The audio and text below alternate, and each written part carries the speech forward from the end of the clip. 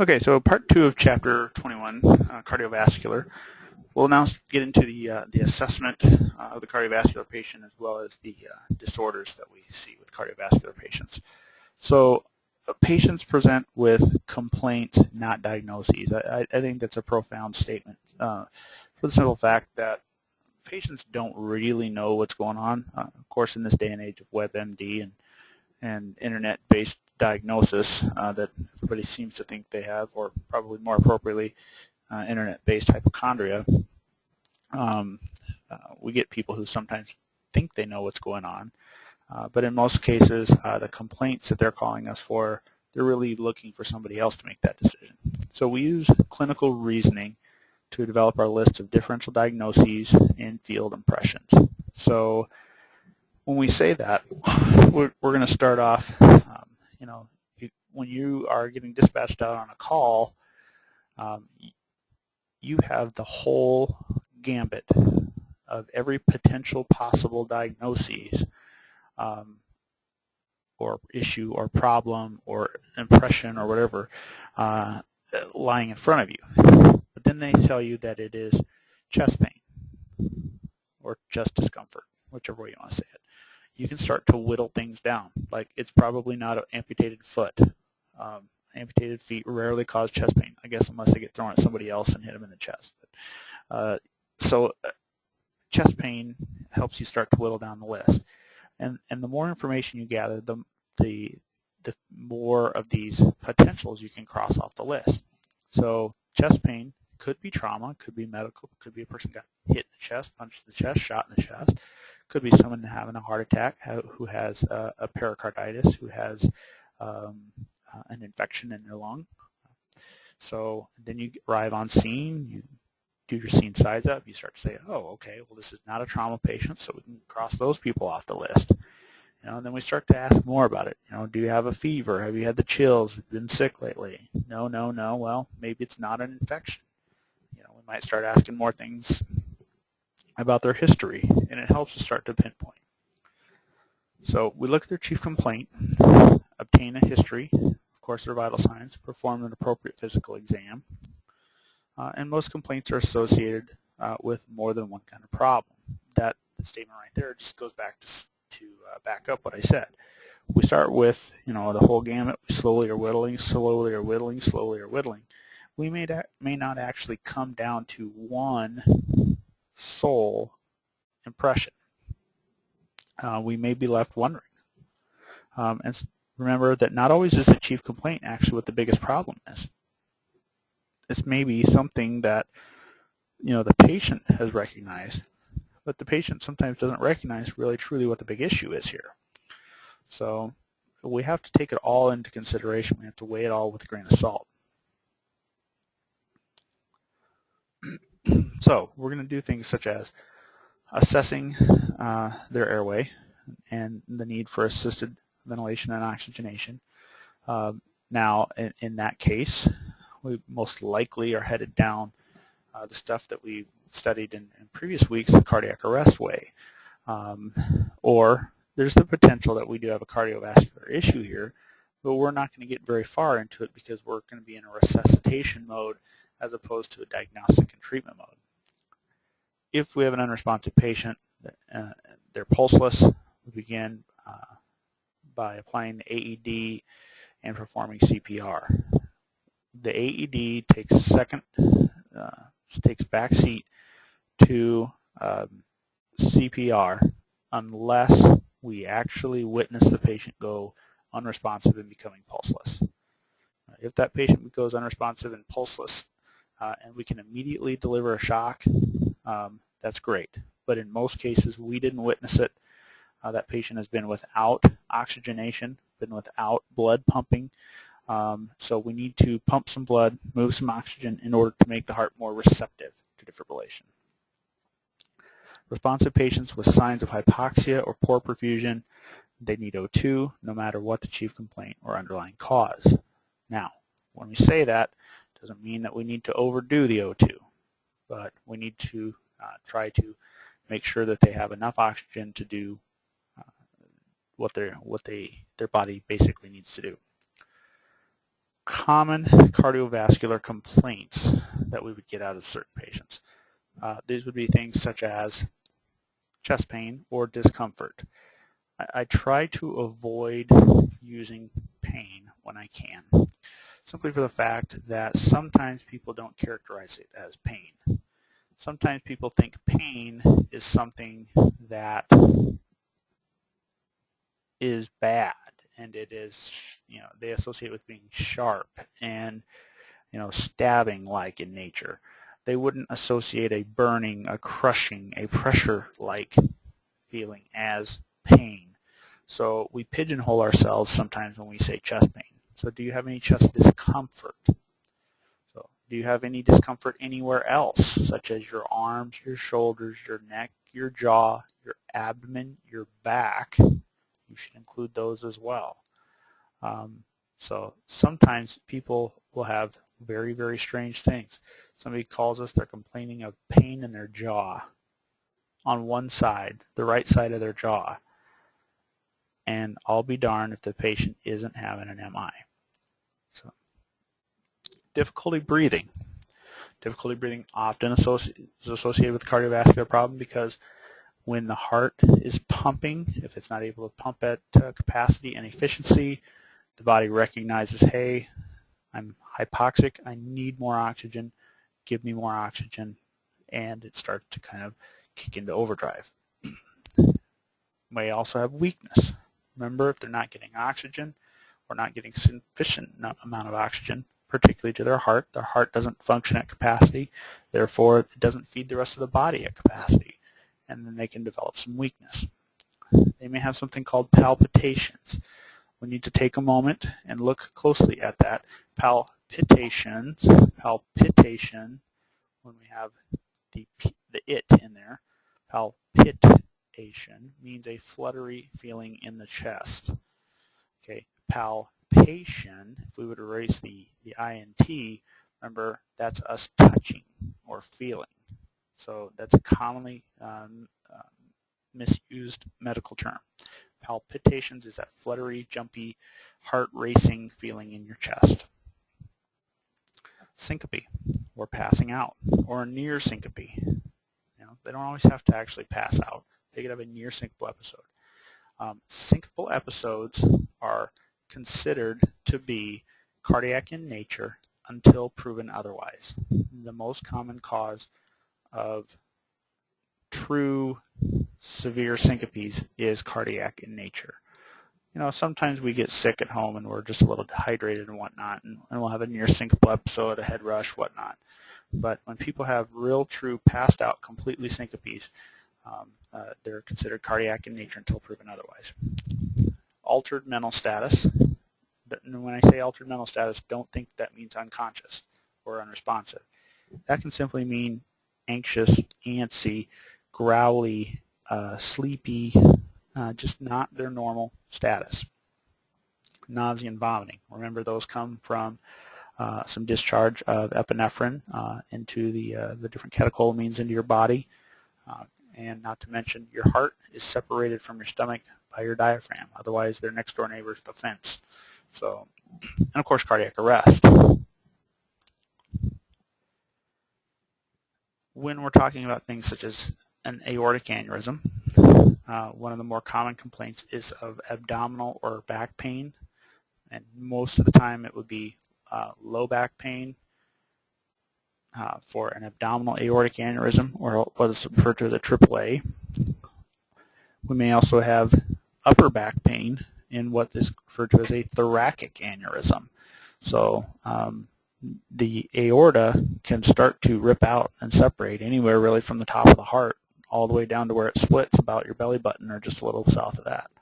So people who complain of a ripping or tearing-like feeling in their back, that is a very, very common characteristic of people who are having an aortic aneurysm. They may have acute hypertension, or what we sometimes refer to as hypertensive crisis, but acutely hypertensive, where they have a hypertensive emergency. Their most common complaints will be things such as headaches and visual disturbances. They'll also have nausea and vomiting in most cases. but headaches and visual disturbances. We may also have electrolyte imbalances. So we talked in the first part of this lecture about calciums and potassiums and sodiums and whatnot. Sometimes people can get very high calciums, or very high sodiums, very high potassiums, and it causes the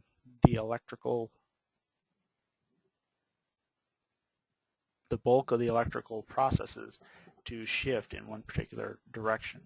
So people with electrolyte imbalances, particularly something called hyperkalemia, which is a high potassium, can lead to some significant cardiovascular side effects.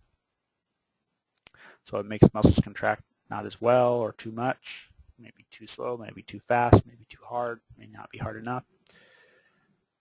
When we talk electrolyte imbalances, some of the biggest problems with that are kidney dialysis, because in kidney dialysis they tend to take off a little too much to try to buy this person some time, whereas and then crush injuries or burns, where we have large amounts of muscle who are spilling their content or third spacing some of their electrolytes.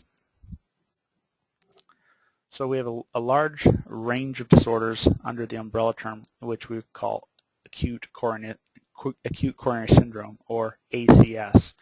Most people think, well, it's chest pain. Well, it's more than just chest pain.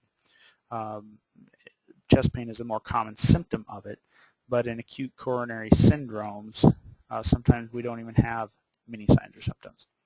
So the common pathophysiology that goes with this: insufficient oxygen supply to meet the heart's need for oxygen. Now wait a minute, that doesn't say anything about blockages, that doesn't say anything about the buildup. It can be, and in most common cases it is, the buildup of plaques and atherosclerosis, but it doesn't have to be. It can be simply a spasm of an artery. It can be another problem, such as the heart's inability to pump appropriately. Could be related to shock. So there's a variety of things that can lead to this. So insufficient oxygen supply to meet the heart's need. Understand this, that if a patient is having respiratory distress for another reason, they may also start to develop chest discomfort in an acute coronary syndrome because of that. So now they have a compound problem. Most common cause of ischemia is coronary artery disease. And coronary artery disease is generally caused from the buildup of fatty tissues or plaque, in a process called atherosclerosis.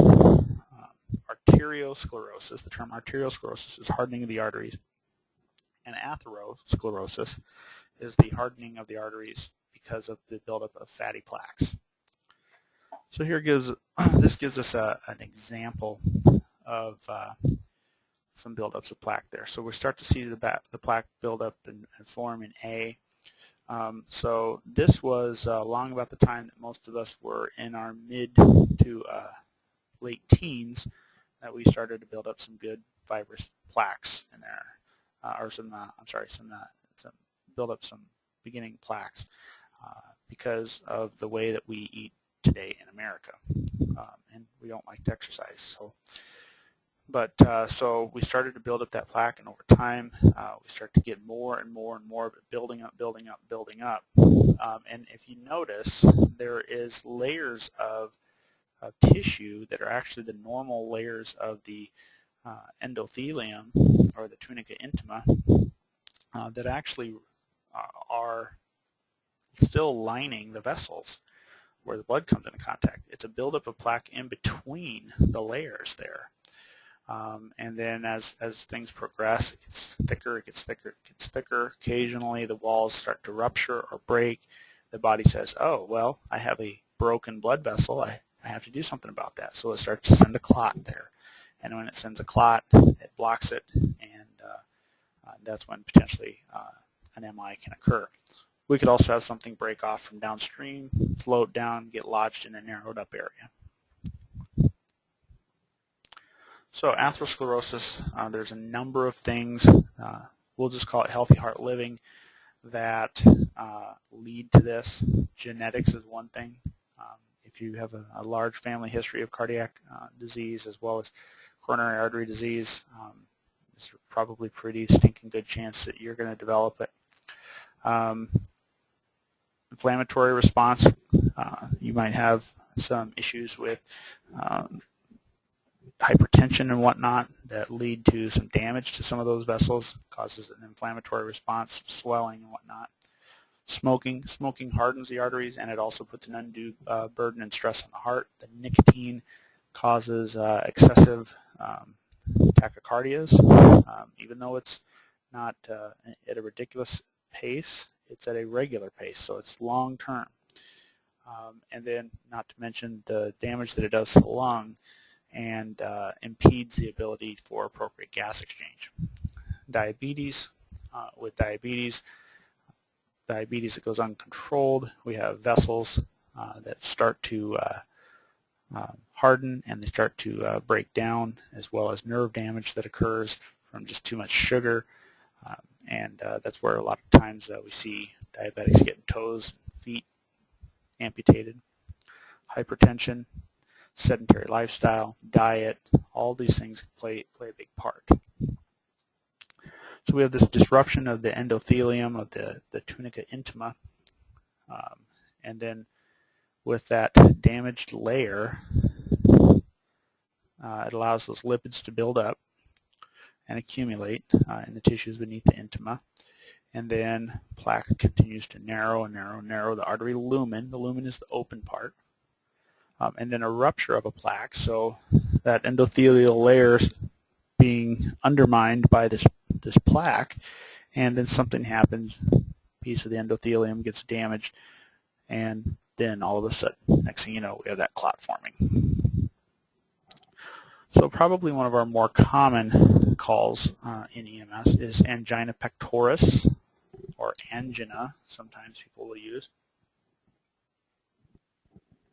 Angina pectoris is a chest pain that occurs when the myocardial oxygen demand is higher than the amount of oxygen that the diseased coronary arteries can supply. So angina, specifically saying angina, the term angina means chest pain.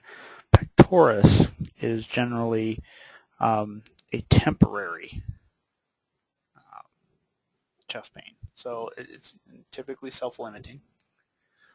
They may complain of their pain being retrosternal, meaning behind the sternum. It's not technically substernal. Some people will say substernal, but sub would be below it, so it would actually be in your gut. So retrosternal. They may complain of being a pressure or a tightness radiating into the jaw, the neck, or the left arm. However, it is not limited to those places. Backs, shoulders, right arms, the gut are also other places that we may have it. People with angina pectoris, though, they typically stick to kind of this the pattern that we have here on the screen. So they don't typically get a lot of the others. One other thing I will say about the pain or the discomfort is most cardiologists will agree that sharp pain rarely is cardiac. So if it feels like somebody stabbed them with a knife or an ice pick, that rarely is of cardiac origin. So it's usually not an MI or an ACS of some sort. It's normally another problem, such as a musculoskeletal issue, lung problem, infection, what have you. Angina occurs during physical activity or stress and is relieved by rest. In most cases, persons sitting around the house don't generally develop angina. It's the person who normally sits around the house and now decides to go out and re-side the house or roof the house or something like that. That's when those people develop angina pectoris. Usually it is relieved by rest. It normally goes away within about 10 minutes time. And in most cases, patients who have a history of angina pectoris will have nitroglycerin and normally nitroglycerin with rest takes care of that discomfort. There are probably a lot of angina patients that we don't see because they take care of it with little rest and nitro at home. Angina can be of two forms, really, stable versus unstable. Stable angina, this is a recurrent chest pain, comes on during exercise or stress, and resolves with that rest or nitro. We may also have unstable angina. It's decrease in oxygen supply, and without prompt treatment can progress to an AMI. Now, if the patient still continues to have constant pain that does not go away with nitro and oxygen and rest, but yet doesn't show the diagnostics for an MI, so their EKG is not changed or doesn't have a significant change, they don't have blood tests that say probable heart in nature, those people generally get termed unstable angina, and they'll usually get to stay in the hospital for a little while, probably get a stress test to determine what's going on. So, myocardial infarction. Like I've said, myocardial infarction is the death of the heart muscle. So the extent of that can be altered by us in EMS. So if we are efficient in our job, we're providing the correct medications, the correct treatments, we can limit the extent of the death and or damage. So this is showing you, and the picture doesn't probably do it justice to show us that some of those vessels that feed that area of the heart could become blocked, and because they're blocked, no blood flow gets there, no oxygen gets there, that part of the heart begins to die. So now, if people have atherosclerosis or coronary artery disease, either way, if they have that for extensive periods of time, they may develop what's called collateral circulation. So collateral circulation means that they'll start to grow new blood vessels to help refeed that area. But it's when something quick and acute happens, like a plaque ruptures or something breaks off downstream and comes and gets lodged, you can't build a collateral circulation around that. So this collateral circulation takes a lot of time for it to occur. So in acute situations that happen, we're not going to be able to rely on our collateral circulation to kick in. So in the AMI, or the acute myocardial infarction, we have a fibrous plaque, a coronary artery disease ruptures, and it damages the damaged blood vessel, then starts the body's clotting cascade. So it's actually the body doing what it normally should for a ruptured blood vessel. The body just doesn't recognize or realize that the damage is actually not causing them to lose significant amounts of blood. It further narrows or completely obstructs an artery because that clot begins to form there. And those myocardial cells, they continue to be deprived of oxygen and they die off. The myocardial cells are no different than any other cell in the body. With 4 to 6 minutes, damage starts to occur. Within about 10 minutes of no oxygen, they're dead. So usually occurs at rest. Most common time for a person to have a MI is in the morning. So the pain is usually similar to that of angina, but remember, angina typically is those patients that are at work. They're up and doing something. Now, please do not use this to say, well, this patient can't be having a heart attack, can't be having an MI because they were doing severe and extreme work. They were doing heavy work. You can't use that. It's the commonality of it, but it's not an end-all, be-all rule. It's not an only.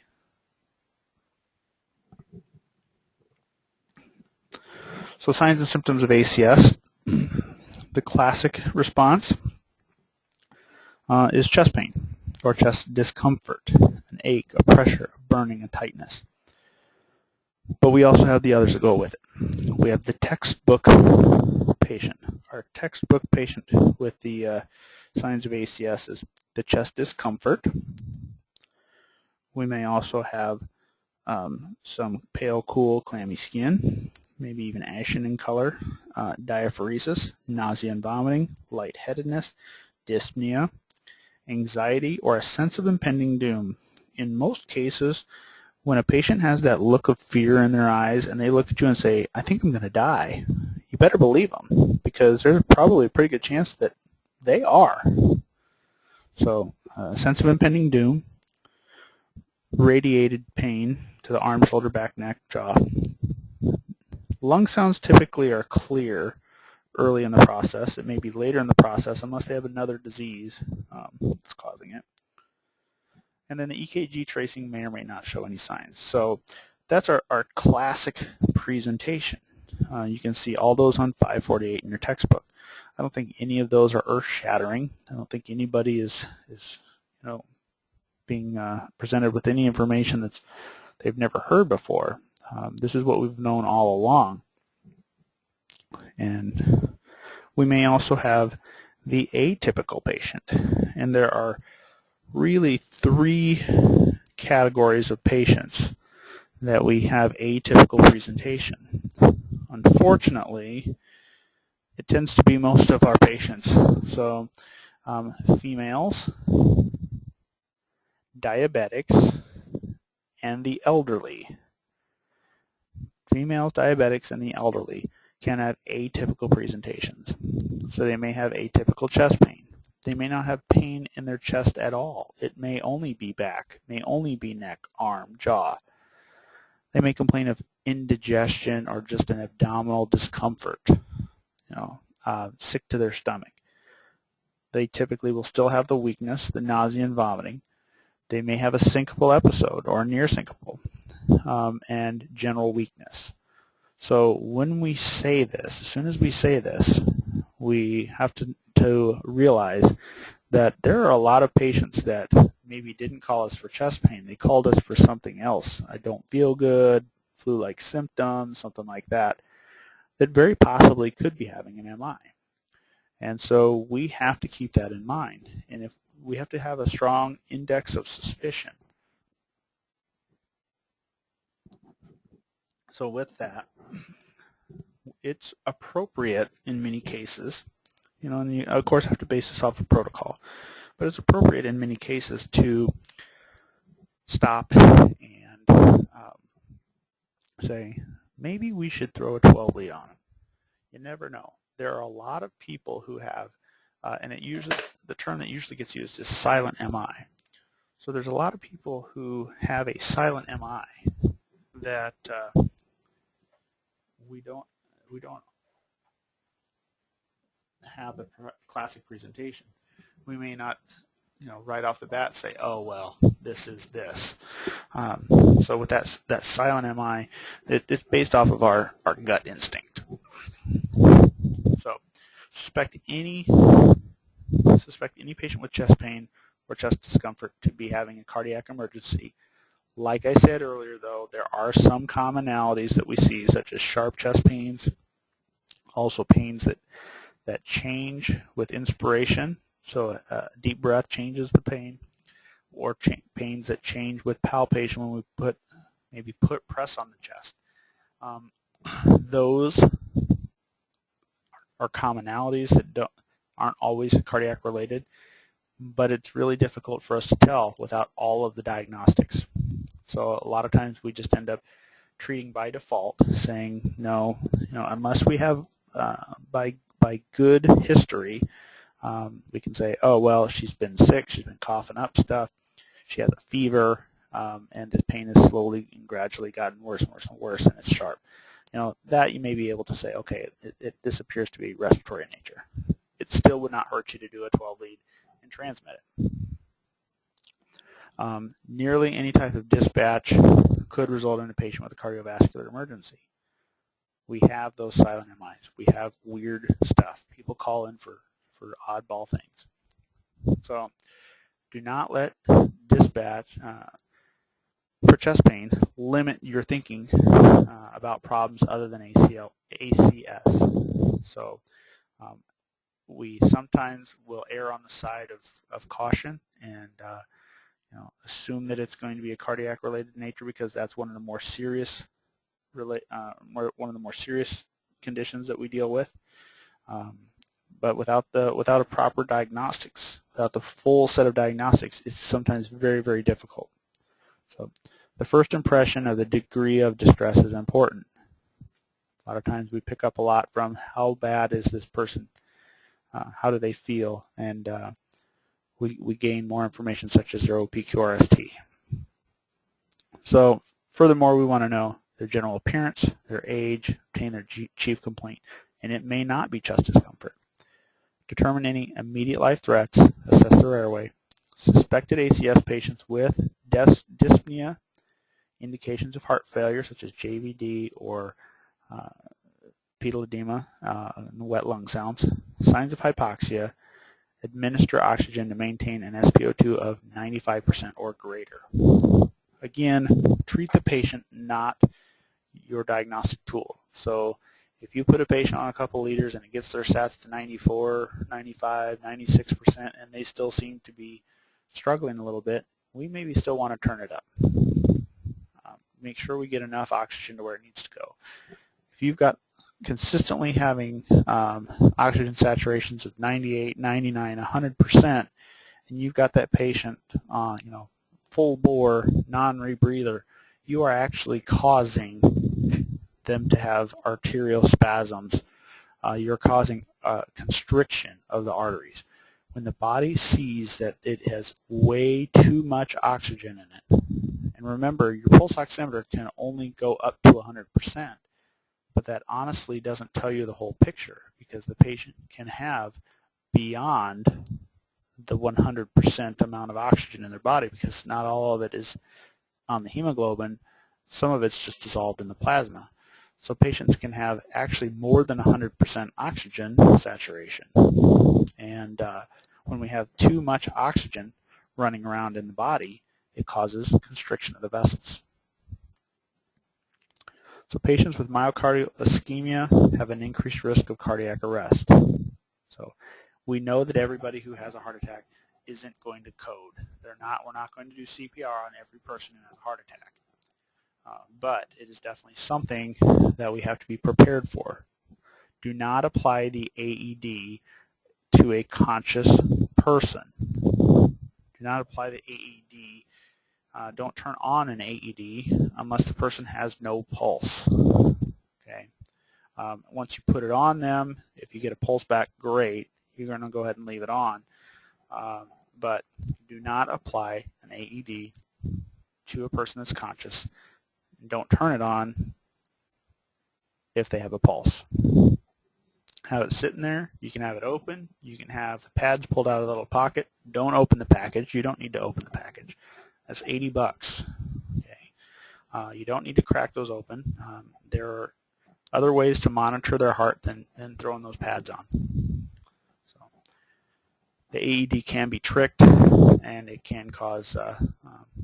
It's a powerful machine. It's strong enough to save your life. It's also strong enough to take it. So, secondary assessment, your focused history, vital signs, focused assessment. We're going to talk about some things to look for when we're doing our exam. And then, of course, OPQRST. OPQRST is primarily geared towards pain.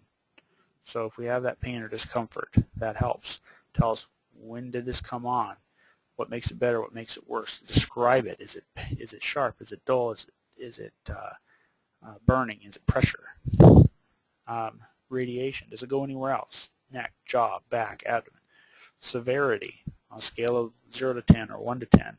10 being the worst pain ever.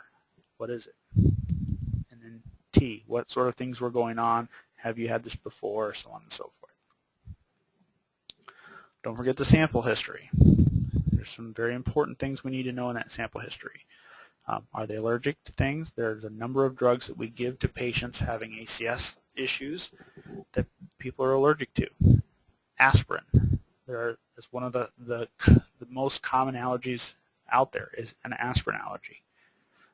Morphine, which you're not going to be giving, but the paramedics will be, another one, very common that people are allergic to. So beyond that, medications. Do they have other medications that support that this is a ACS issue? Or do they take certain medications that we should probably not give them nitro, such as a phosphodiesterase inhibitor?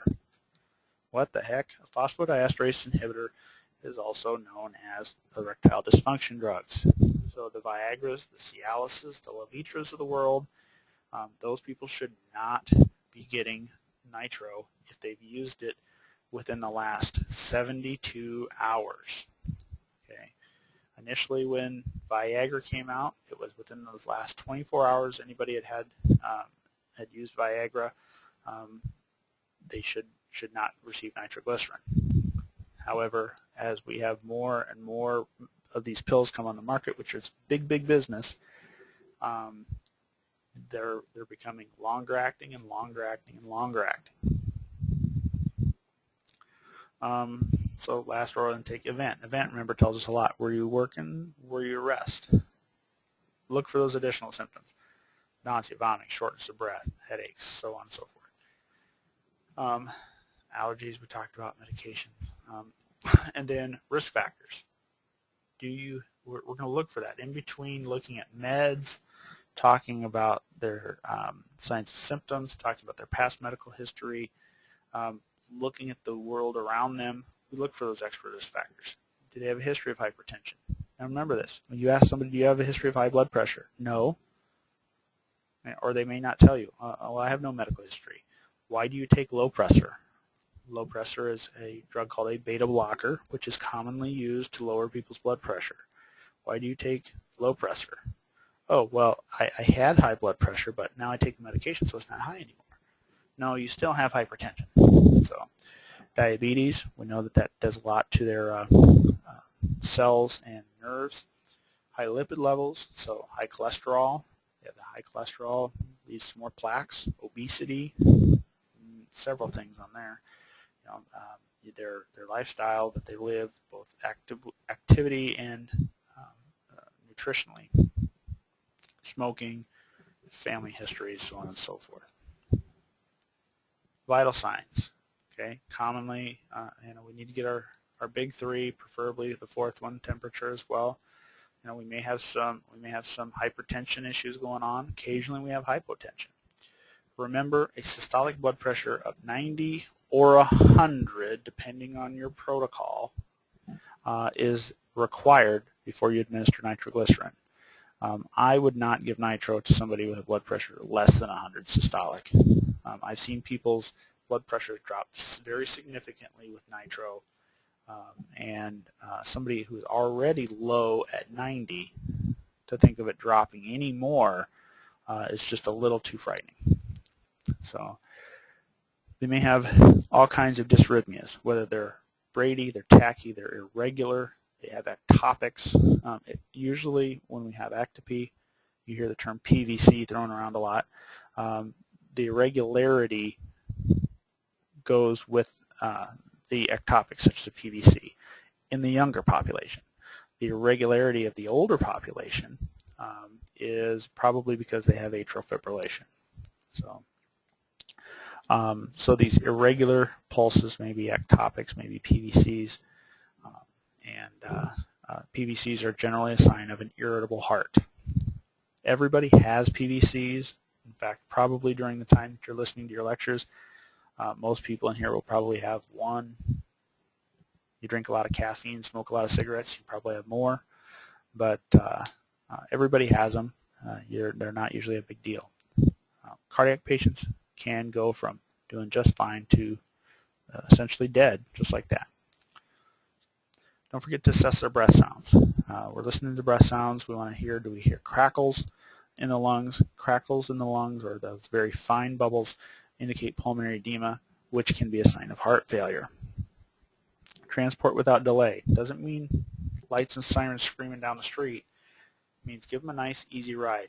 lights and sirens makes people upset, makes them anxious.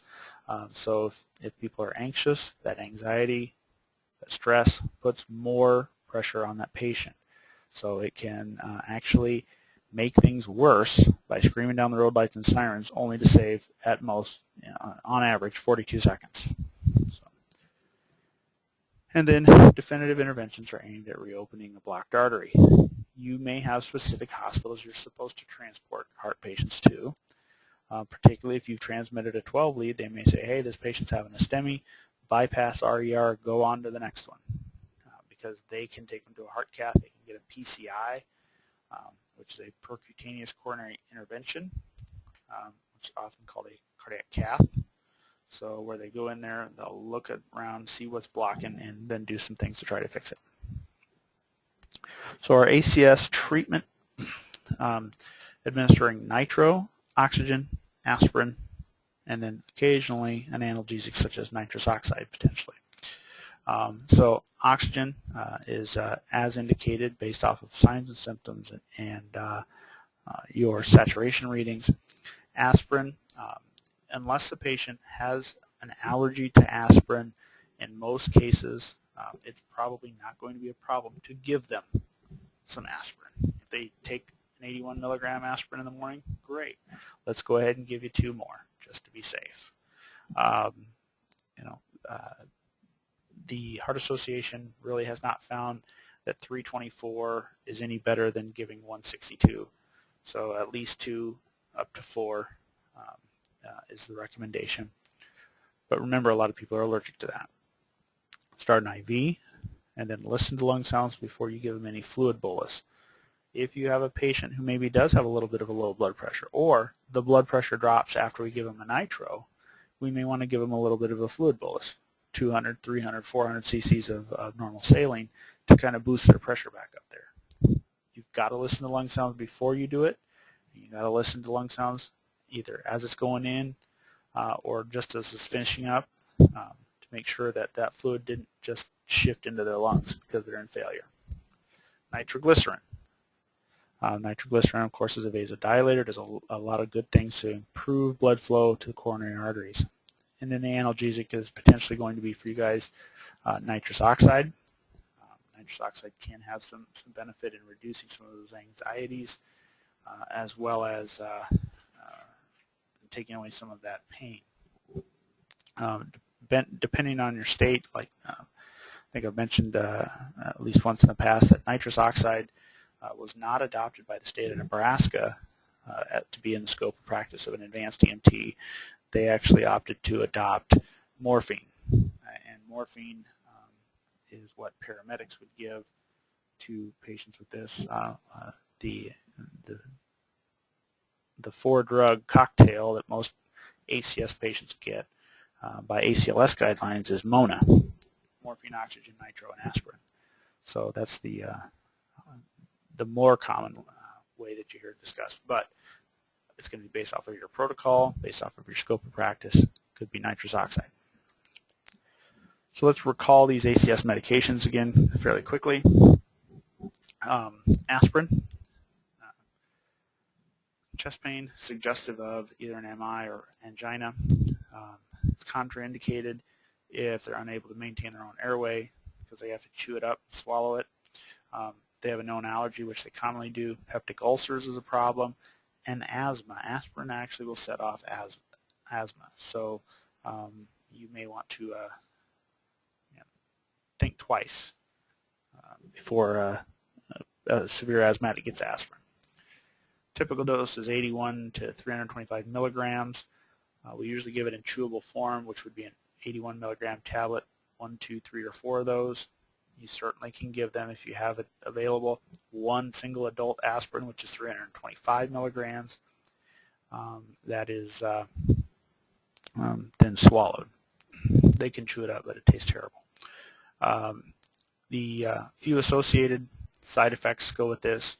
The dose in ACS is lower than what most people would take. They would take 2 adult aspirin, so we're talking about 650 milligrams of aspirin. For other cases, such as pain, for pain control, inflammation control, fevers, whatnot. It can cause some abdominal discomfort, can cause a little bit of irritation to the stomach. Mortality has been proven to be reduced when patients receive aspirin. It inhibits the platelet aggregation, so it keeps the platelets from continuing to stack up on the already forming clot. And it can reduce the rate of reinfarction and stroke. So that's why a lot of people are on a daily aspirin. Nitroglycerin, chest pain suggestive of angina pectoris.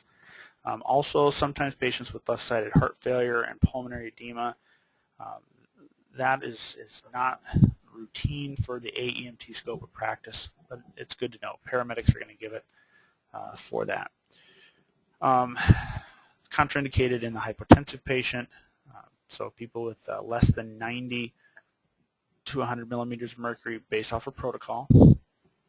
It also may be contraindicated in the patient who is particularly bradycardic, or the patient is significantly tachycardic. I think 100 is greater than 100 is a little low, but you have somebody in the 110s, 120s. You're going to want to be a little cautious.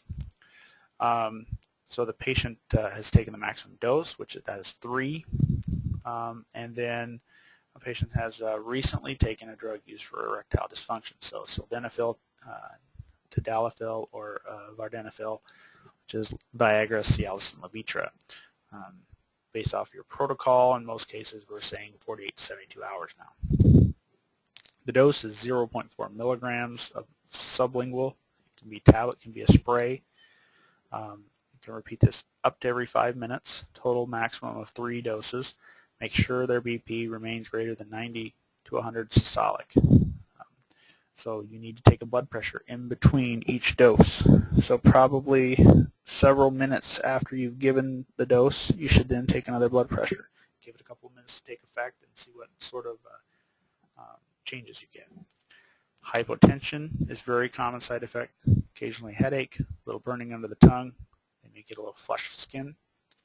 Obtain venous access first if possible, because sometimes we drop their blood pressure down so low that we end up causing their vessels to kind of shrivel up. I shouldn't say shrivel up because they actually dilated, but we've caused enough shunting of blood more towards the core that it kind of dries up the wells. So nitroglycerin is converted to nitric oxide in the bloodstream, and that causes the smooth muscle cells to relax. And that's exactly the same thing that those erectile dysfunction drugs do. They just target a different area. So that dilation of the coronary arteries, the perfusion is much better. So it reduces the workload. Nitrous oxide can be indicated for pain, in this case chest pain. So if the patient can't follow instructions, the patient can't administer it to themselves, or they show signs of impairment, intoxication, they should not receive nitrous oxide. It is a self-administered medication. They hold the mask or hold the mouthpiece. There's no strap. You don't strap it onto them. They inhale till basically their mental status starts to limit their ability to continuously do it. Remember, it lasts for 2 to 5 minutes or so. It's supposed to cause a little bit of a decreased level of responsiveness. That's all right. Don't forget, use it in a well-ventilated area. If it's just constantly flowing out into the environment and you're in a 10 by 10 steel box with this patient, you might start to feel some of the effects too. So windows open, fart fans on, and ventilate.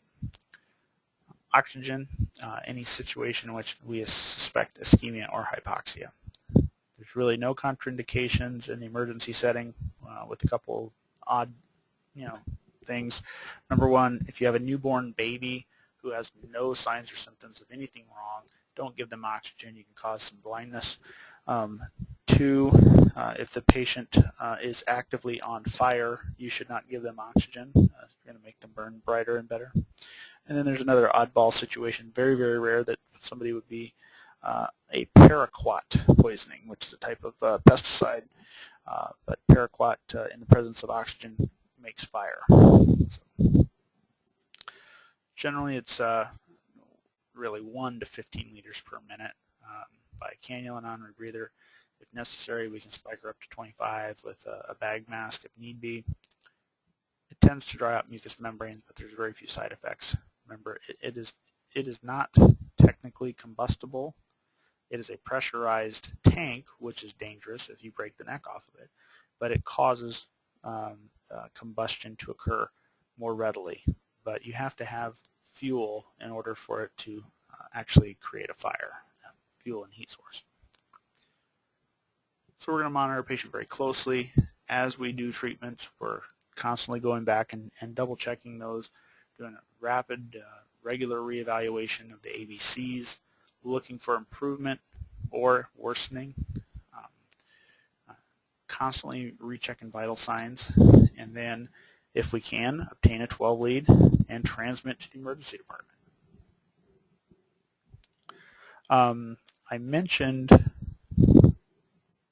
PVCs earlier, and if you look on 553 in your text, there's an example of PVC.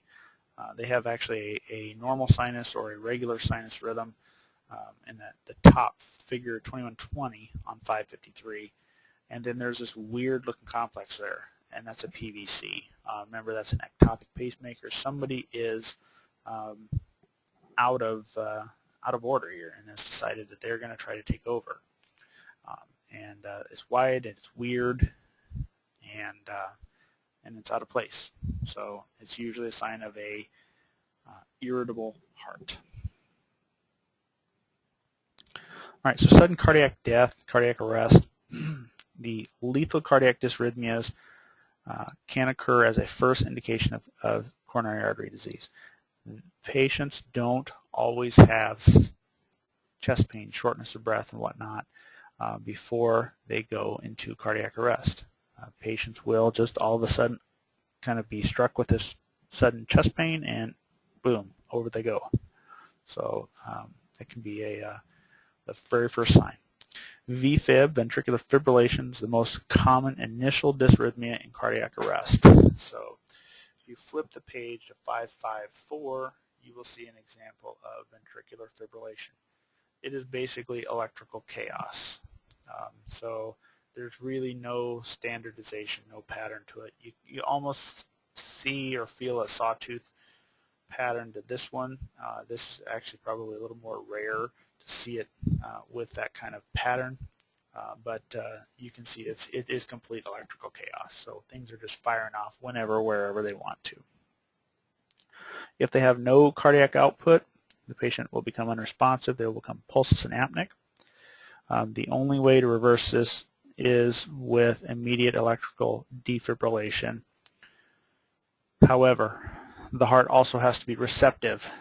The heart has to be receptive to defibrillation, and that's where that CPR comes into place. Good, high-quality CPR circulates blood, gets the crud out of the heart, gets some oxygen to the heart, some sugars to the heart, and hopefully is going to make it receptive.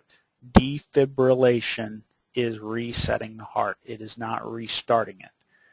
The heart has to be willing to do it, and that's where we defibrillate them. We're trying to make them more able to respond. So automated external defibrillators only apply to patients who are unresponsive and pulseless. Don't turn it on until they're pulseless.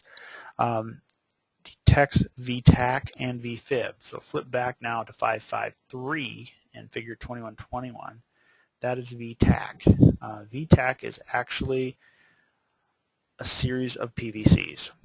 So we're talking 100 to 250 PVCs, one after another, in a row, and that's VTAC.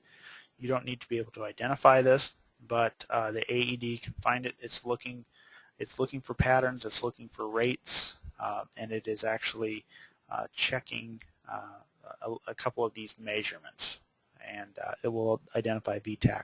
Your defibrillator will defibrillate patients in VFib and some patients in rapid high levels of VTAC.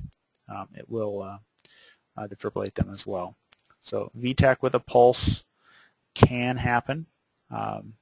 And in fact, a lot of patients who start out in VTAC have a pulse initially, and then they degrade into pulseless VTAC and then into VFib.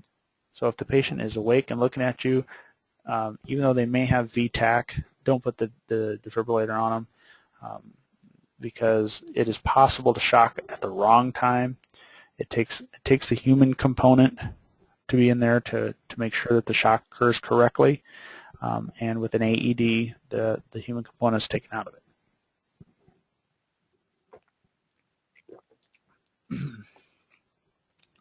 We also have asystole, which is a common cardiac arrest rhythm.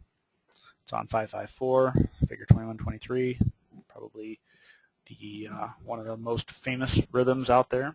I like to refer to it as the ultimate bradycardia. You don't get any slower than that. The other thing about it is the most stable rhythm that a patient can be in. Typically, they don't change. So asystole is a complete absence of electrical activity. So what are some other things that can cause cardiac arrest? Beyond our acute coronary syndromes can be these things that we refer to as the H's and the T's. Hypoxia, which is actually the problem being coupled with thrombosis, between thrombosis and hypoxia causes cardiac arrest in our cardiac patients, but hypovolemia, hypoxia, say from asphyxiation, hydrogen ions, so they're very, very acidotic or alkalotic, hyperkalemia, so high and low potassium levels can cause cardiac arrest, hypoglycemia or low blood sugars, hypothermia, being very, very cold, certain toxins and drugs, tension pneumothorax, like we talked about in the last chapter, can cause it's just too much pressure. Cardiac tamponade. Tamponade is when the pericardium is being filled with something and it actually starts to squeeze and choke out the heart. Could be a pulmonary embolus, could be a cerebral thrombosis such as a stroke, and of course trauma. Regardless, at the AEMT level, you're most likely going to treat it pretty much the same. Paramedics have a couple of things that they can do, a couple of drugs or a couple of other treatments like a needle decompression for the tension pneumothorax. One thing, though, that you could keep in mind, if you have a strong suspicion that they have an acidosis, such as they're an aspirin overdose, you can hyperventilate them a little bit, and that will help offset that hydrogen ion imbalance. And you also have dextrose 50% for hypoglycemia. So if you have a patient in cardiac arrest that you can get an IV or an IO on, check their sugar, and if their sugar is low, give them an AMPA D50. That might be what they need to bring them around. All right, so I think about it here. Many of our geriatric and diabetic patients, as well as female patients, don't have that chest pain. Keep that in mind. They have atypical presentation. They may only complain of things like dyspnea, weakness, nausea, and vomiting. So something that maybe people with the flu would have. So high index of suspicion with those people. If in doubt, run a 12 lead. All right, so congestive heart failure or heart failure. With heart failure, left-sided heart failure, remember the left side gets its blood from the pulmonary system. Okay, so the right side gets its blood from the body. It pumps it to the pulmonary system, and the left side gets its blood from the pulmonary system and pumps it to the body. So if the heart is inefficient and stuff starts backing up, blood is doing okay getting through the right side, but it's backing up before it can make it through the left side, it stagnates. It stagnates in the lungs, and when it stagnates in the lungs, then it causes a little extra water in there. So it starts to seep and it starts to leak. So signs of left-sided heart failure can include cyanosis, tachycardia, labored, noisy respiration. They will have rales or crackles, cough. They may have a blood-tinged sputum, or more commonly gets referred to as a frothy pink sputum. So they got air, they got water, they got a little bit of blood. Causes kind of a whipped effect. A gallop rhythm of the heart. You're not going to know that. Don't worry about it. And more commonly, one of the complaints we will get that actually causes us to be activated is dyspnea. So they're complaining of difficulty breathing. Right-sided heart failure, on the other hand, right-sided heart failure is when we now are backing up into the systemic circulation. These people are the ones that get real puffy. So this person may have some tachycardia, distended neck veins, so JVD. They may even have pulsatile neck veins. Edema in the body, particularly the lower extremities, so pedal edema. They also get an engorged liver and spleen, which is going to be difficult for you to know. But in turn, that also causes something called ascites, which is an abdominal distension where they actually are third spacing water into their gut. So it's going to the dependent areas such as their ankles, maybe in the small of their back, and into their abdomen. They have the JVD, and they're not going to be probably short of breath. Now, it is also possible for a patient with left-sided heart failure to be so bad, it backs up, it backs up, it backs up, it floods out the lungs, and then it backs up into the right side of the heart. Then the right side of the heart fails, and then they get this. So they actually have all of the signs and symptoms of left and right-sided heart failure because their whole heart is just unable to keep up. So the heart cannot pump enough blood to meet the metabolic need of the body, and it can only do so if the venous pressure is unusually high. So it doesn't have the strength to pump out against a big afterload. So unless their blood pressure is fairly low, it's very hard for them to actually move their blood. The most severe and terminal of the cardiac diseases, because people will struggle with this for long periods of time. 5-year survival rate for somebody who has an onset of CHF is 50%. That's not great. So that pathophys, the heart has to contract with enough force to eject the blood against the pressure of the arterial system, which is the afterload. That afterload is the pressure that the heart has to overcome to move the blood.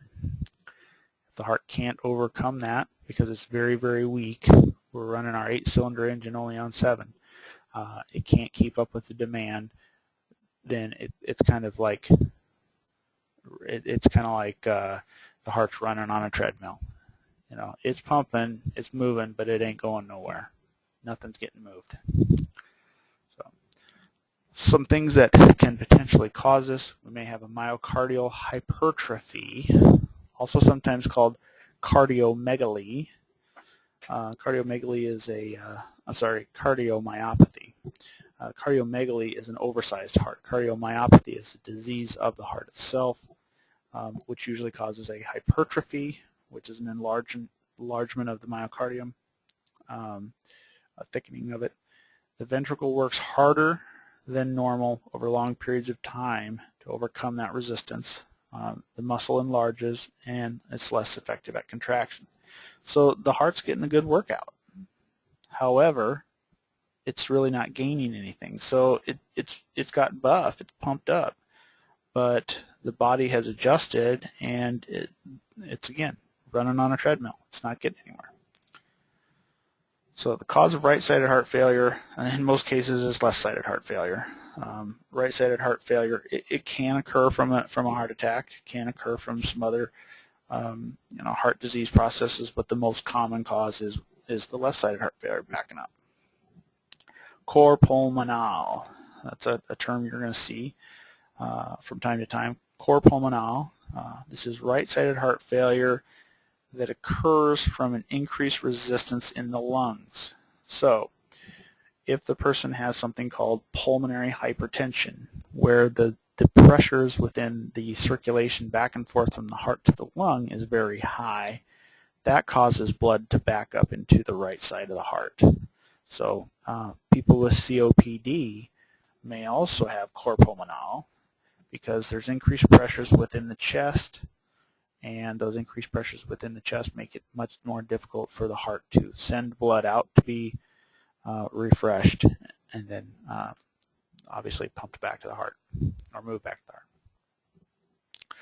heart. When the cardiac output in the heart is reduced, then the kidneys become hypoperfused.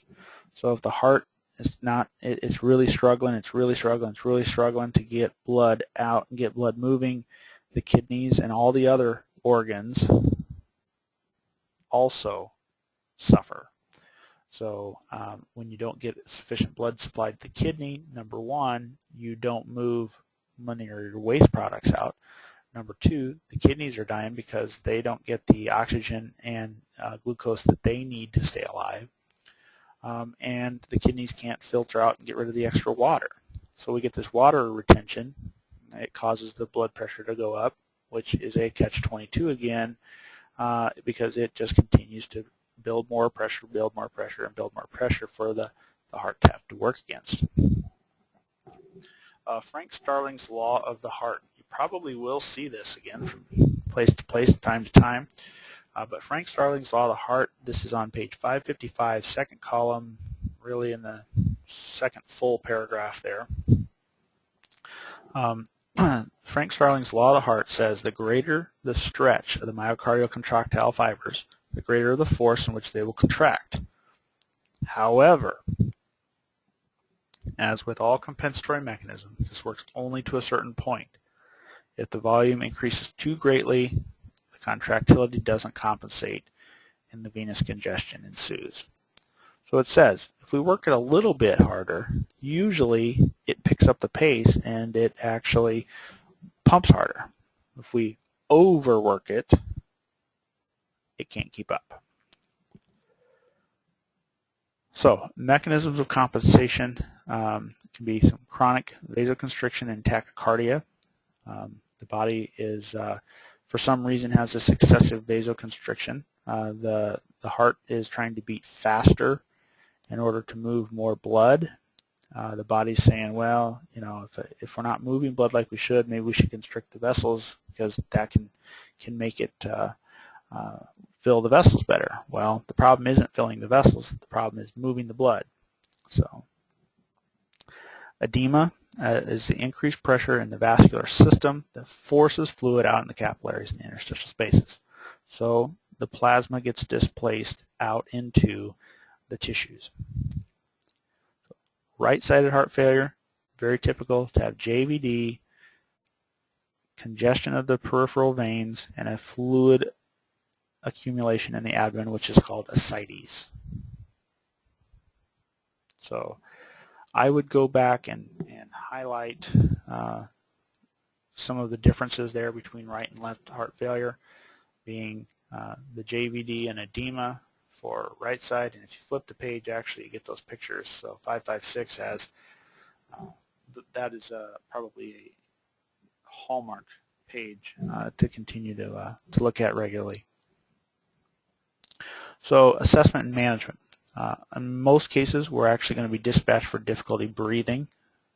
We're not actually going to probably be called for chest discomfort. They can have chest discomfort, but most of the time it's difficulty breathing, and it's typical at night. Most people who have issues with heart failure have nocturnal dyspnea, or shortness of breath at night. They may be on home oxygen. They may have a whole slew of meds for hearts and lungs.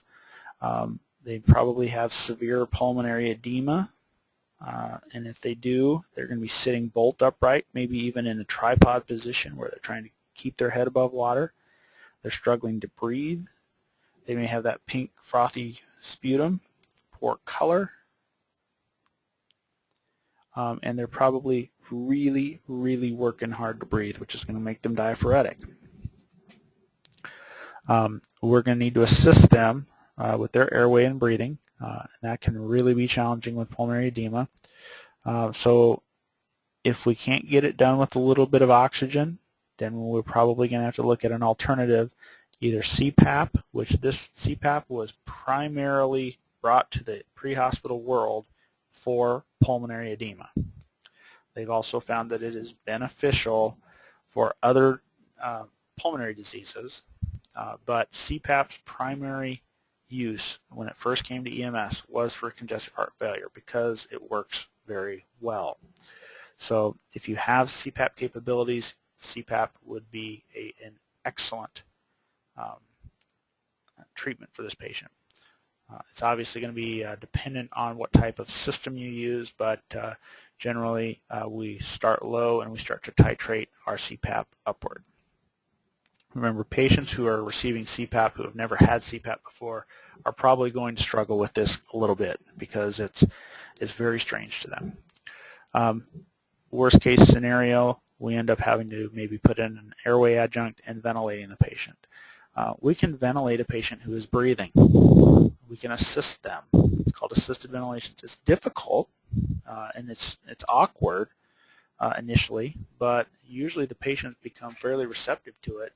You just try to bag with their breathing. When they start inhaling, you assist it.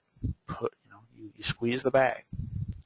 So, and this can help also push out that extra fluid. It makes the lungs much more efficient. Assessment, additionally, pulse is likely to be rapid because the heart's working extra hard. We're determining the chief complaint, and then, of course, transport. Some additional things. Determining their OPQRST, finding out if they're complaining of paroxysmal nocturnal dyspnea, PND, which is basically almost a big flashing sign saying, oh, paroxysmal nocturnal dyspnea, that's CHF. That's almost always. So they're going to want to be in that bolt upright position. Distress may or may not become resolved by simply just moving. A lot of people with congestive heart failure actually end up sleeping in their chair all the time. So, or sleep on like 4 pillows, or have an adjustable bed that they can sit up in. Assessment management, additionally, a history of heart failure, hypertension, cardiovascular problems, maybe a recent MI. Maybe they didn't realize they recently had an MI. Oh yeah, I had chest pain for a couple days, but it went away and I feel better. And now all of a sudden I have this. Take a look at their medications, such as ACE inhibitors, diuretics, beta blockers. They refer to some of those on 557 in your textbook. All of those are commonly prescribed to patients with heart failure, hypertension. ACE inhibitors inhibit a certain enzyme, angiotensin converting enzyme, which is a potent vasoconstrictor. Diuretics tend to make the kidneys work better to lose more fluid. Beta blockers tends to slow the heart down a little bit and dilate the vessels. They may also have a history of atrial fibrillation. Atrial fibrillation is a chronic cardiac dysrhythmia. We've talked about this before. Basically, they lose their P waves, and the heart just kind of starts doing its own thing under the control of the atria. So very irregular pulse most of the time. So we're going to look for vitals and oxygen. Oxygen saturations typically are in the high 80s, low 90s for people with CHF. They're just not getting oxygen moving through the system. And that focused physical exam. Look at the abdomen, look at the ankles, look at the neck. Those are the critical areas. If they're a bed-confined patient, look at the small of their back. Look for edema there. Those are your key areas to focus your exam on. Now, they may also have hypotension. And if they have hypotension, then they have gone from CHF into cardiogenic shock. We're going to attempt to maintain their SpO2 at 95% or higher, continue to support their ABCs. Remember, the patient with hypotension should not receive CPAP. The increases of pressure within the chest is actually going to put excessive pressures on the heart. So patients who have hypotension or generally cardiogenic shock do not receive CPAP. Additional treatment for the heart failure patient, administer aspirin as indicated. If you have a protocol that says it's a suspected ACS, you may be recommended to give them aspirin. IV, you probably will actually be able to get an IV, but keep it at a lowest rate. And if at all possible, if you have it at your facility or services, start an IV lock. Don't even start fluid on this person. In most cases, fluid is going to end up being very detrimental to them. Nitroglycerin, if you have a protocol and the scope of practice would happen to change, nitroglycerin can help reduce pulmonary edema. There can be some very aggressive nitroglycerin protocols for patients with pulmonary edema, so you're going to really have to just pay attention to what you're allowed to do there. And then be prepared for respiratory cardiac arrest. These people get very worn out very quickly, so you could end up asking your patient, do you want me to breathe for you? And they may say yes. At the paramedic level, paramedics may be using some diuretics. They may be intubating the patient. When we are intubating congestive heart failure patients, that usually leads to a fairly poor outcome. We may end up with patients on ventilators forever. The AEMT does not give diuretics, so you're not going to be given any Lasix or anything. Those are really kind of on their way out for the paramedics too. Lasix used to be given constantly for patients with heart failure, but we're really leaning against that these days and working on the kidneys is what that works on. It takes some time for it to work. You can have some good results from it, but we're really working on maximizing ABCs. And remember that alteration in mental status indicates poor perfusion and cerebral hypoxia. That's really what we're trying to fix here. Respiratory distress can quickly go downhill into respiratory failure. A lot of your CHF patients will quickly go to respiratory failure, and you're going to need to be ready to assist them. Respiratory arrest is not completely uncommon, and in cases of respiratory arrest, you may also end up in cardiac arrest. So you're back to this AED and CPR again. So you're going to continuously reevaluate the components of your primary assessment. This is a probably critical patient in most cases. Altered mental status, confusion, agitation. Remember, those are pointing you towards hypoxia.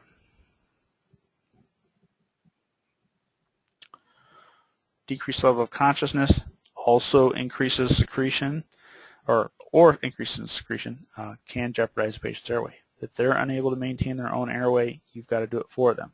Doesn't always mean with a king, might mean with something else. So patients with altered mental status also usually aren't terribly appropriate patients for CPAP because they can vomit, and if they vomit, they can aspirate. Patients with decreasing levels of consciousness, probably we need to discontinue CPAP and go down the BVM route. So let's talk a little bit more about cardiogenic shock. Cardiogenic shock is a significantly low cardiac output, and we have hypotension. We've talked about this in the shock chapter. It's usually from a result of left ventricular dysfunction. The heart has really gone from now, instead of being an 8-cylinder engine running on 7, it's now an 8-cylinder engine running on 3. So it is incredibly impaired here. Systolic blood pressures are below 90. People in cardiogenic shock usually die. So greater than 70% mortality. So that with this significant low cardiac output and hypotension from that left ventricular dysfunction, it's just not moving the blood it needs to. These people will typically be tachycardic to a point, and then they'll turn around and become very bradycardic as they wear out. They'll either be pale or usually gray, ashen gray in color. They'll have cool skin. They may or may not be diaphoretic. Probably will be diaphoretic. They've got plenty of fluid. And then leads to hypotension. cardiogenic shock patients, we're going to be looking for airway management. So you're probably going to need to start with basic airway adjuncts. These people are not candidates for CPAP, so don't even think about it. You can bust out the BVM and some O2. Management really can present us a paradox. We have coexisting hypotension and pulmonary edema, and the paradox says no CPAP. So we have built up pressure in the chest. Even ventilating them can be a challenge. There's going to be a lot of pressure for us to push against. So, but usually after we get started, we get some of that fluid moved out of there, and we start to see some improvement. Paramedics carry a drug called dopamine that can be of some benefit to cardiogenic shock. It's kind of an ugly drug, and it is an IV infusion drug, so it's a number of micrograms per kilogram per minute in an infusion. The supine position is usually preferred to improve our brain and coronary perfusion. So here's part of that paradox again, because if we have this low blood pressure, we need to make sure we get blood to the brain. If we don't get blood to the brain isn't perfused. However, we have pulmonary edema, we need to try to keep the fluid at a low point. So if we lay them down, the fluid is readily all over their chest. So it really puts us in a tight situation. So if we're ventilating them, we're hopefully able to fight that off. So, a bolus of intravenous fluid helps increase the preload and the cardiac output. So oddly enough, some cardiogenic shock patients actually benefit from a little bit of extra fluid. It's probably not routinely going to be in most protocols. Paramedic might try it before they started some dopamine on a patient, particularly if they had pretty dry lung sounds. But it may be beneficial to try 250 milliliters or so of fluid to just kind of kickstart the heart. Most cases, though, additional fluid actually makes pulmonary edema worse. Their hypotension is critical, so they are a rapid transport. Consider air versus ground ALS. In most cases, ground ALS is appropriate. Meds, again, I talked about dopamine. Occasionally, paramedics might also start an epinephrine drip or an epinephrine infusion. That can be of some help here. All right, so based on your understanding of the pathophysiology of cardiogenic shock, imagine you're in charge of developing a medication to treat cardiogenic shock. What would you want the therapeutic effects of this medication to be? Well, what is it that we're really truly having issues with here? We're very truly having issues with moving blood.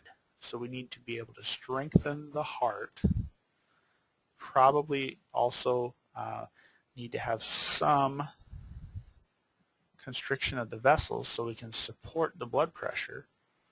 It would also probably be nice if we can somehow remove the excess fluids. So when we're thinking about this, it's really one of those things that we have to look at from multiple approaches. This isn't a single approach. There are some other medications in the world of critical care medicine that actually do all three of those things, basically. They do some dilation, they do some increase of force of contraction and strengthen the heart, and they help reduce the excessive fluids. Hypertension, it affects at least 25% of the people in the U.S. There's a lot of contributing factors, some things such as just diet, such as too much salt in the diet, retains too much water, drives the blood pressure up. It is classically defined as a blood pressure greater than 140 systolic or greater than 90 diastolic. And most patients will probably be satisfying that in both categories. So they'll probably have both a high systolic and a high diastolic. Treatment really is to reduce the pressure to below those levels. A lot of these people will end up on significant types of significant medications, which we have here, also found on 559 in your text. There are tons of antihypertensive medications. Some of them are geared strictly at controlling the blood pressure, while others are geared more at some of the issues that are causing the hypertension. So we look at something like doxazosin, which is Cardura, or prazosin, which is Minipress. It's an alpha receptor blocker. So it blocks alpha. If we remember what alpha does, alpha is a vasoconstrictor. So it helps to dilate some of those vessels. Atenolol, metoprolol, propranolol, tenormin, low pressure Inderal.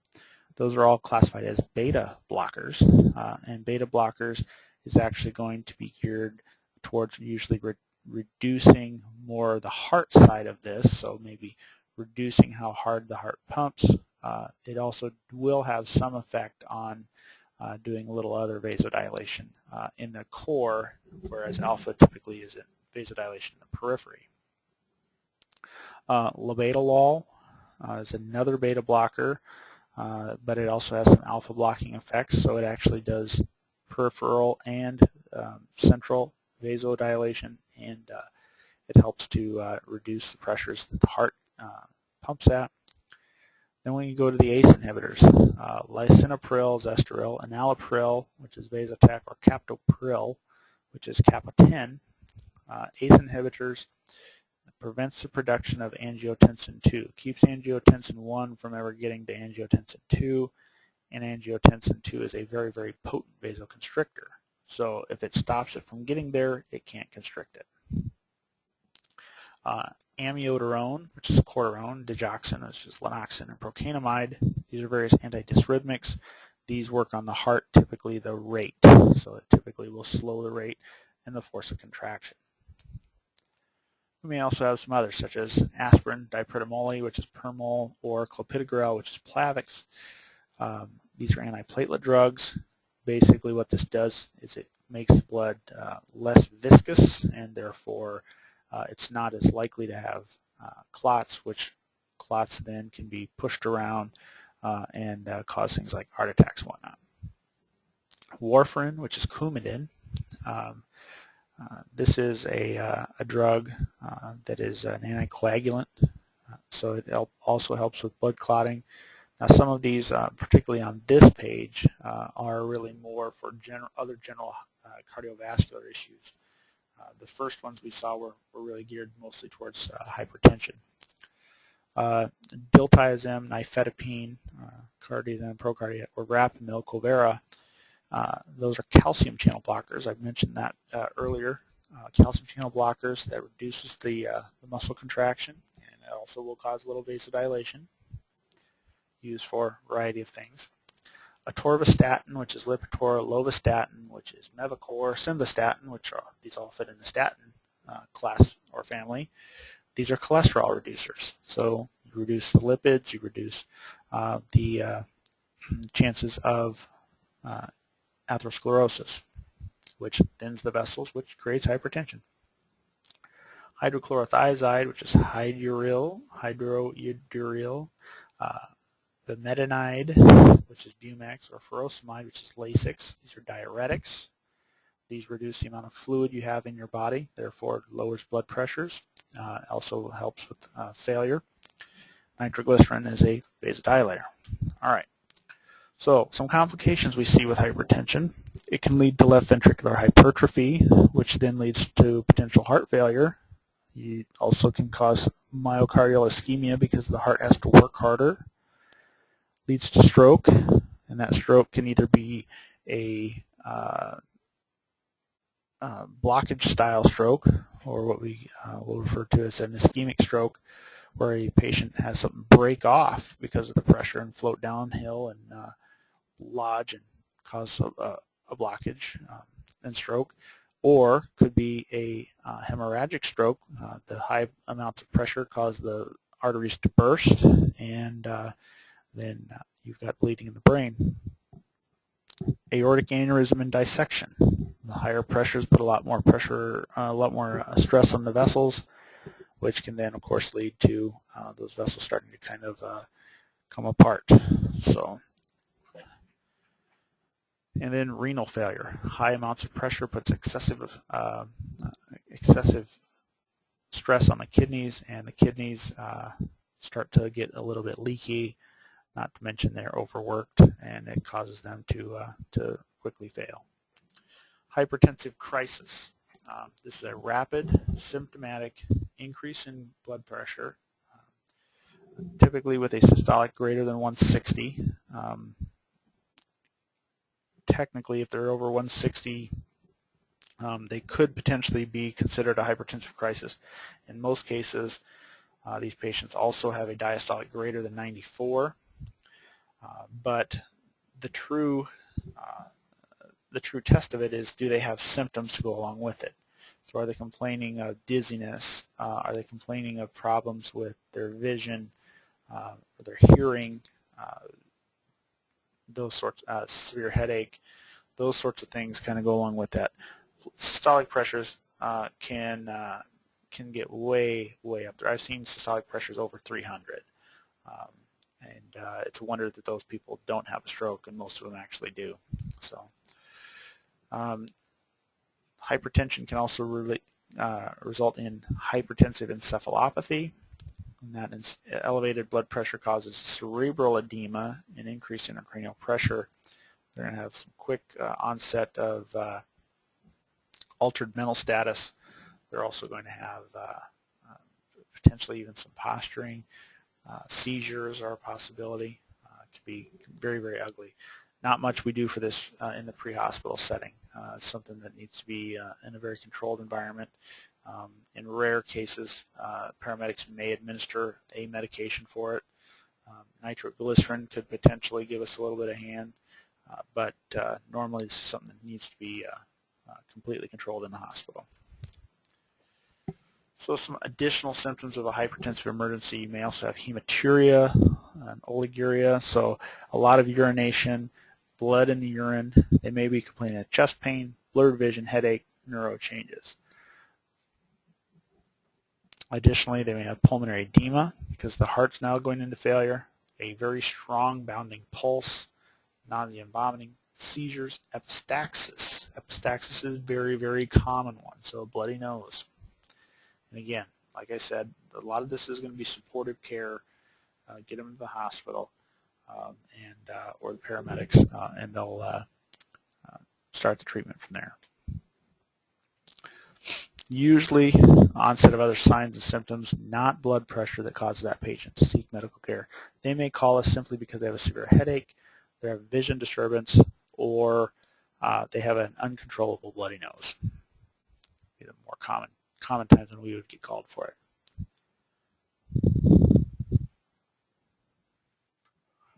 Okay, the aorta, aortic aneurysm and dissection. Aorta is the largest blood vessel in the body. It's under the most pressure of any of the vessels. It's responsible for a large amount of mechanical stress that occurs with that cardiac contraction. The afterload that the heart has to push against really is that pressure that is residual of the aorta. So over time, elastin breaks down. Collagen starts to replace it. So elastin is the stretchy bands that help it move and change size. When it breaks down, we get kind of more of a scar tissue in there, and it doesn't have the nice flexibility that it's used to. So when that happens, then sometimes actually we start to get separation of the layers of the aorta, and blood starts to kind of bypass and leak into it, causes there to be a little bleb start to grow. Any of you have had maybe your first car had old scab tires, bulging little bubbles on the walls of the tire, you had an aneurysm on your tire. Same thing happens like right up where you hook your garden hose up to the spigot. It starts to kind of separate out, and you start to get these bubbles kind of forming where it puts excess pressure on the hose there. That's an aneurysm. So this causes the aorta to become stiff and narrow. It's unable to stretch, and that causes a spike in the systolic blood pressure. The aortic aneurysm is classified based off of their location. So in the chest, it's a thoracic. In the abdomen, it's an abdominal, which we abbreviate AAA. And then if it crosses through both areas, so basically it's bulging all the way down the length of it, it can be a thoracoabdominal aortic aneurysm. In any way, they're all bad. If it bursts, you'll lose your blood volume in about 30 seconds. So here's an example of an aortic rupture. So it starts to dump all of its blood. Aortic aneurysm, the diameter of the aorta increases to 50% or more from the original size. So the widening greater than 3 to 4 centimeters. And then the abdominal aortic aneurysm accounts for more than 90% of the cases. So in most cases, it is in your gut. If it bursts, you could be laying on the operating table and still probably die. As that aneurysm enlarges, the walls become thinner, they're stretched, there's much more pressure on them. And then once it ruptures, again, very highly unlikely they'll survive. Typical risk factors that go with AAA or with an aortic aneurysm: genetic predisposition, something like people with Marfan's syndrome. Marfan's syndrome is the syndrome that Abraham Lincoln had. Very tall, very slender, very long fingers. But Marfan's syndrome is a connective tissue disorder. It causes them to grow a little faster, therefore things don't probably develop as strongly and nicely as they could. But the genetic disposition, so Marfan's, otherwise, other people in the family have aortic aneurysm, good chance that you also developed one. Male, the older you are, the better chance. Bacterial infections, atherosclerosis and its risk factors. Patient may complain of kind of a full feeling in their abdomen, may have abdominal pain, more commonly have back pain, may have very vague gastrointestinal symptoms. Occasionally, and I think this is probably becoming less common these days because of patients who are more and more obese, you may actually start to do some palpation of the abdomen, and right along the midline you feel a very, very intense, strong pulsation. Now, skinny minis, little tiny people, yeah, you usually actually will feel a little bit of a pulsation in there. But this is a very strong, bounding pulsation, pulsatile mass in their abdomen. They may just have the very vague gastrointestinal symptoms. If you're strongly suspicious of this, they tell you they have a history of an aneurysm. Now they're telling you that I have this abdominal pain, I have this ripping or tearing feeling, and now I'm feeling kind of like I'm going to pass out. This is definitely, we better take a quick trip. So get them loaded up, O2 as needed, start a couple large bore IVs. If you've got blood tubing, great, and get their butt to the hospital. This might actually be a patient we would even consider putting on mask pants. So this kind of shows us how an aortic aneurysm or a dissection would occur. We got blood basically is starting to bypass and is starting to now rip through the walls of the artery. The aortic dissection, this is a tear in the tunica intima of the arterial wall, and it occurs in the ascending thoracic aorta and the descending thoracic aorta, the aortic arch, and the abdominal aorta, so anywhere. Complication is usually fatal. It needs to be diagnosed very rapidly if anything can be done about it. Obstruction from arteries branching from the aorta, the myocardial infarction, renal failure, pulseless extremities, all these things can come about from this. They may have a good strong pulse in, say, their right wrist, but have no pulses in their other extremities, or very weak pulses in their other extremities. They may have a good carotid pulses, but everything from the left arm to both legs has crappy pulses. So can also develop renal failure because much of the blood is being diverted. This is going to cause a massive hemorrhage. That tunica externa is going to rupture. It's really the same concept as the aortic aneurysm. That aortic valve can rupture, which will lead to heart failure. The blood can leak into the pericardial sac if it starts to dissect right off of the top of the heart there. That's going to lead to cardiac tamponade. Now, blood is filling the sac. The sac only stretches so far, and now the excess pressure, while it continues to bleed, is pushed inward on the heart. They typically will also complain of a tearing or ripping sensation in their upper chest. So again, it's largely supportive. IV O2 is necessary, high flow ventilation is necessary.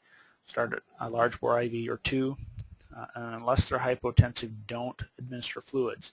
Putting excessive amounts of fluid in the system causes the heart to work harder, and it actually will accelerate this. And if they are hypotensive, it's probably a pretty good chance that they're starting to circle the drain. Heart rate disturbances. This actually doesn't fall under aortic aneurysm, but heart rate disturbances, the normal heartbeat is somewhere from 60 to 100 beats per minute. We don't get too excited if they're slightly outside of that range, as long as they're doing okay. Remember, bradycardia is a very slow heartbeat, or slower than normal. Tachycardia, a fast heartbeat above normal. Bradycardia can be symptomatic or asymptomatic. Same thing with tachycardia. Most of our cardiac rhythm disturbances can have some people that deal very fine with them. They have really no issues with them. So if they're hypotensive, you may want to consider giving them a little bit of a fluid bolus. People with cardiac dysrhythmias, whether they're things such as, and you can read in your textbook on 561 about SVT and whatnot. Well, we've actually got it here too. Tachycardia, SVT is a very fast heart rate. It's actually an electrical short circuit. It actually causes the electricity to spin round and round in a circle, basically. It often causes palpitations and chest pain, shortness of breath. Either tachycardic problems or bradycardic problems. Paramedics do have drugs that they can use to treat these, as well as patients that have very bradycardic rhythms. Sometimes we use a pacemaker while the patient still has a pulse. Or with tachycardic rhythms, sometimes we will defibrillate them, and that's actually called synchronized cardioversion, which is a very specialized type of defibrillation. And it actually, on the conscious and alert patient, hopefully if we were nice to them, we give them a little sedation, it can be a very effective way to slow their heart down. All right, back to your think about it. And our chapter review. Finally pulling into the station with this one. Remember, our ability to survive depends on our cardiovascular system working in conjunction with our respiratory system, and not to mention our waste management systems. So cardiovascular system is prone to problems with pumps, with vessels. We usually don't classify blood problems here in cardiovascular issues. That's actually a different branch called hematology. Acute coronary syndromes from atherosclerosis can limit or stop the flow of good oxygenated blood to the myocardium. It causes ischemia and or infarction.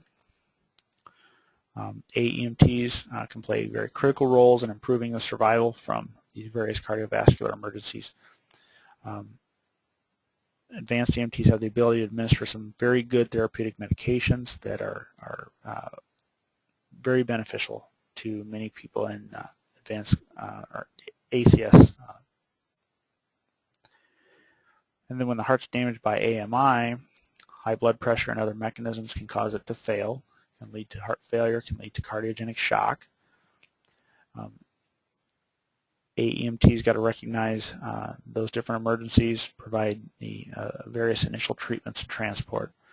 We also have those other cardiovascular emergencies we're concerned with, such as aortic aneurysms and dissection, hypertensive emergencies, and sudden cardiac death.